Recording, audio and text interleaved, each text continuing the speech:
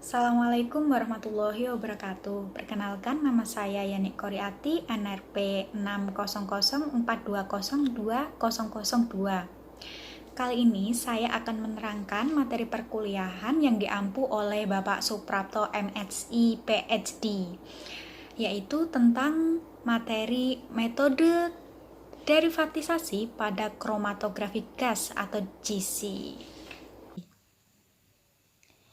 Derivatisasi pada GC. Nah, apa sih yang dimaksud dengan derivatisasi? Derivatisasi merupakan proses kimiawi untuk mengubah suatu senyawa menjadi senyawa lain yang mempunyai sifat-sifat yang sesuai untuk dilakukan analisis. Tujuan dilakukan derivatisasi yang pertama yaitu senyawa tersebut tidak dimungkinkan dilakukan analisis dengan GC terkait dengan volatilitas dan stabilitasnya. Yang kedua, untuk menentukan batas deteksi dan bentuk kromatogram. Beberapa senyawa tidak menghasilkan bentuk kromatogram yang bagus, misalnya puncak kromatogram tumpang tindih atau sampel yang dituju tidak terdeteksi. Karenanya perlu dilakukan derivatisasi sebelum dilakukan analisis dengan GC. Yang ketiga, meningkatkan batas deteksi pada penggunaan detektor tangkap elektron atau ACD.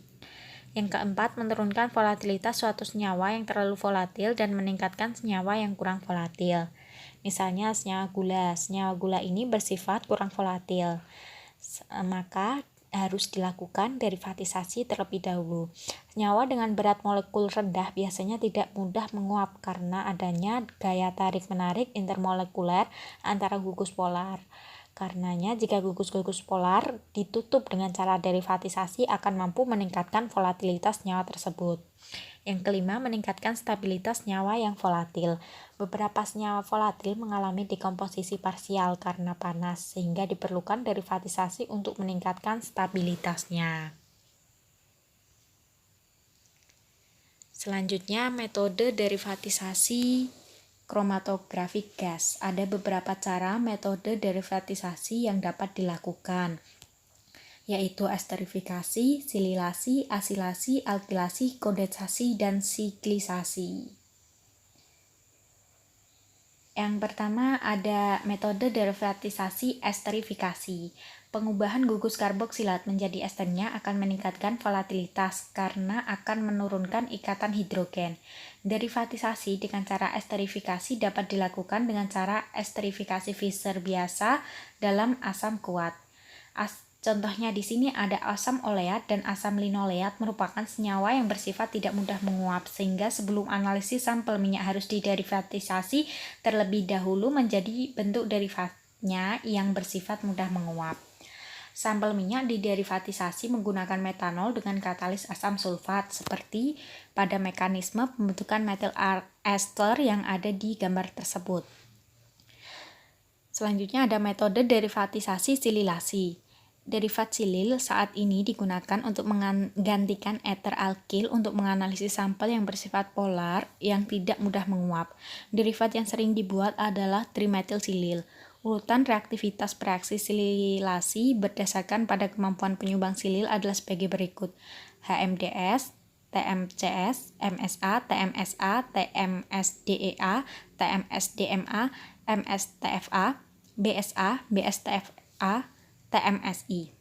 Nah, berikut reaksi sililasi hasil metilasi asam galat dengan BSTFA.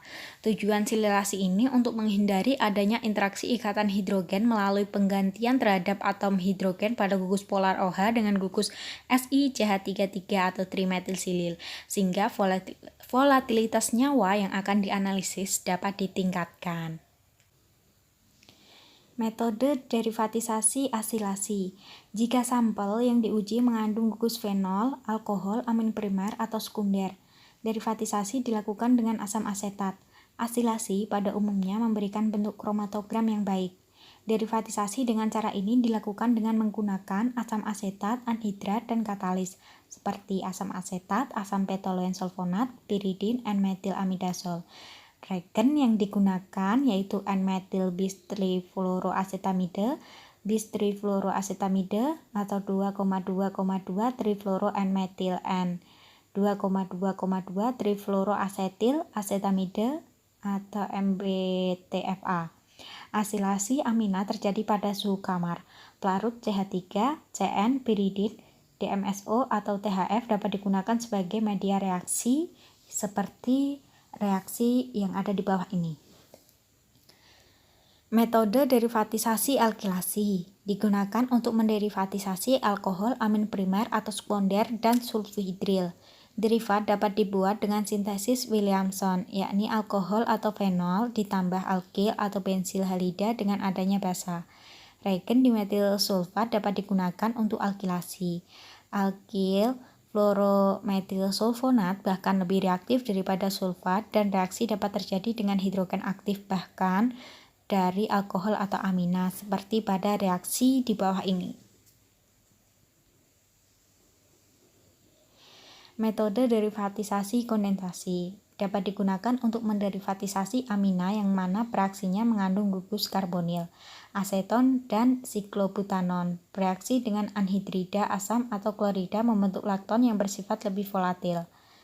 Seperti reaksi di bawah ini, yaitu keton bereaksi dengan amina primer membentuk imina dan amina sekunder membentuk enamina. Nah, amina primer bereaksi dengan karbon disulfida membentuk isotiosianat. Metode derivatisasi siklisasi. Penutupan gugus polar melalui siklisasi dilakukan pada senyawa yang mengandung dua gugus fungsi yang kira-kira sangat mudah dibuat heterosiklis beratom 5 atau 6. Asetalsiklik dan ketal dibentuk dari diol, poliol, dan karbohidrat, amino alkohol, asam amino, hidroksi asam, dan lain sebagainya, melalui reaksi dengan aldehida yang sesuai. Beberapa heterosiklis yang terbentuk adalah ketal, boronat, triazin, dan fosfit. Asam amino juga bereaksi dengan anhidrida asam atau klorida membentuk azlakton yang bersifat lebih volatil. Seperti reaksi bawah ini nanti terbentuk asetal dan ketal. Derivatisasi merkuri pada GC. Berikut merupakan cara derivatisasi merkuri. Merkuri merupakan senyawa yang beracun dan volatilitasnya sangat tinggi, sehingga perlu dilakukan derivatisasi agar senyawa ini dapat dianalisis dengan GC. Sodium tetra N-propil borat atau NaBPr4 digunakan sebagai reagen derivatisasi menggunakan metode derivatisasi alkilasi.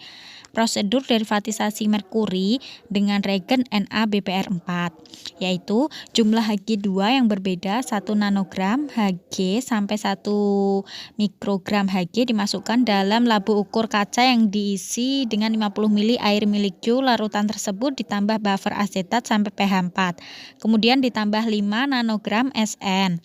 Trietiltin sebagai standar internal dan 0,5 mili NaBPr4 ke dalam labu untuk derivatisasi membentuk spesies Hg peralkilasi. Nah, seperti reaksi MEHG plus ditambah NaBPr4 menjadi MEPRHG plus BPR3 plus Na plus. Nanti Hg2 plus ini akan ditambah 2 NaBPr4 menjadi PR2Hg plus 2 BPR3 plus 2 Na plus. Nanti akan terbentuk Hg peralkilasi seperti reaksi ini. Ekstraksi Hg peralkilasi dilakukan dengan pengocokan kuat selama 10 menit dengan 1 mili siklopentana. Ekstrak siklopentana kemudian disentrifugasi dan dibersihkan menggunakan pipet Pasteur panjang 150 mm yang diisi dengan silikat gel kira-kira 0,15 gram dan dianalisis dengan GC. Analisis organomerkuri pada tanah dan daun. Analisis organomerkuri dalam tanah dan daun dilakukan dengan 0,3 sampai 1 gram tanah atau daun diekstraksi dengan 1 mNaCl, 0,1% tropolon dalam asam asetat glasial bersama dengan 5 nanogram standar internal trietiltin dalam tabung sentrifuge kaca 10 mili. Campuran dikocok secara horizontal dalam gelap selama 24 jam pada 20 kurang lebih 1 derajat Celcius dan selanjutnya disentrifugasi selama 10 menit. Aliquot dipindahkan ke labu ukur 100 mili yang diisi dengan 80 mili air milik Q dan diatur hingga pH 4 dengan buffer asetat. Derivatisasi dan prosedur selanjutnya sama dengan yang dijelaskan di atas. Pengulian selanjutnya senyawa organomerkuri dari tanah berdasarkan metode ini sekitar 70%. Untuk gambar di samping merupakan kromatogram dari organomerkuri. Nanti akan menghasilkan yang nomor 1 itu ada metil propil merkuri, nomor 2 dietil merkuri, nomor 3 etil propil merkuri, dan nomor 4 dipropil merkuri. Dan di bawahnya itu merupakan spektrum dari GC-MS. Derivatisasi arsen pada GC. Senyawa arsenik atau IAS dan arsenik anorganik telah diklarifikasikan sebagai senyawa grup 1 karsinogenik bagi manusia. Kementerian Kesehatan, Tenaga Kerja dan Kesejahteraan Jepang menetapkan jumlah konsentrasi IAS dan MMA dalam urin sebagai indikator paparan IAS. Arsenik yang sifatnya kurang volatil dan beracun harus diderivatisasi dengan regen 2,3 dimerkapto 1 propanol atau BAL dengan metode siklisasi. Preparasi derivatisasi arsen dalam urin sebagai berikut. Urin 2 mili ditempatkan dalam tabung reaksi kaca SnCl2 0,4 mili dan Ki 0,2 mili ditambahkan ke dalam tabung yang diputar dan kemudian didiamkan selama 30 menit pada suhu kamar. Larutan BAL 0,2 mili ditambah ke dalam tabung dan divortex selama 10 detik. Kemudian didiamkan selama 30 menit pada suhu kamar. Larutan ekstraksi 0,5 mili ditambah ke dalam tabung dan dikocok perlahan selama 1 menit untuk menghindari pembentukan emulsi. Campuran disentrifugasi pada 3000 rpm selama 10 menit dan dianalisis dengan GC-MS. Derivatisasi menggunakan berbagai tiol seperti BAL, tioglycolmethylated atau 3M dan 1,3 propaneditiol atau BDT digunakan untuk memungkinkan analisis GC karena spesies arsenik ini pada dasarnya tidak mudah menguap. Regen yang paling optimal yaitu BAL secara selektif bereaksi hanya dengan senyawa arsenik dalam keadaan trivalen untuk menghasilkan kompleks volatil yang dapat diekstraksi dengan pelarut organik. Jadi dari senyawa 3 di atas yang digunakan untuk mereaksikan arsen yaitu yang paling bagus adalah BAL. Oleh karena itu, AS5 dan MMA dalam keadaan pentravalennya harus direduksi menjadi keadaan trivalen sebelum diderivatisasi. Seperti pada reaksi gambar di samping, yaitu nanti direduksi menggunakan SnCl2 atau HCl atau Ki. AS3 dan AS5 membentuk turunan yang sama saat bereaksi dengan BAL dan ditentukan sebagai jumlah turunan tersebut. Nah, hasil dari reduksi tadi akan ditambahkan oleh regen BAL yang akan menghasilkan senyawa tersebut. Demikian presentasi dari saya, kurang lebihnya saya mohon maaf. Wassalamualaikum warahmatullahi wabarakatuh.